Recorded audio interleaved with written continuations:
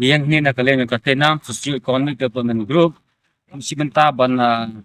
batay pa iba. Ikitin poro kisi benta hika cricket day and night bunyi kuma pulang poni ubnay. Yan siya nakaliang dungi kuma pulang menghutrik katama topnay. Dahil ba ka nakida bamla akyar nakita bamla kimadan nakalian dungi ipesno sithiba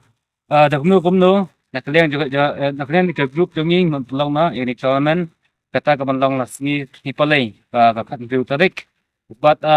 ni ala tu ya bro ki team si bakalang kuat sementa ni ada di bangin playing ke form ya kita ni kan hatu pasti ba kata tahu tarik mentau benai kelas dia dari kelas dia di abdi benta di panmat lagi tim baro kiba gila ba kilawan masamit ni bradam di nakliang jungi ikuti kenapa di toyo banwan di tournament kan kan ya lebih cepat ya boy day di picture so kai it's quite ki group shopping side pictures da khot check meeting ki captain da khot ne to samta ban snai ki group the pet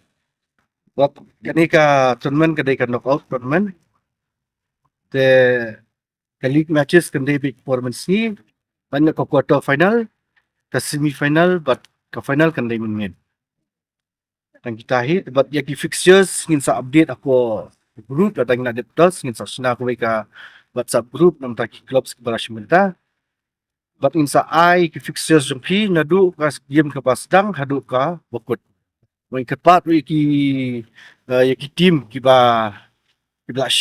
shim ya form ni panmam na kiru ba slam ya buat ban penya de wasui de na benta ba ka chim ba buat ba kematan du kamlan tengi itu yang sesisian ya ki team pat ki ba amut ba kelas diet kelakut rengi lang hadu mentang na pediang pat hadu ka sautrik ya kelas diet bat ya ka tournament pat ngin sedang hak country la na kanyo tarik la de tos ya ka fixtures kahi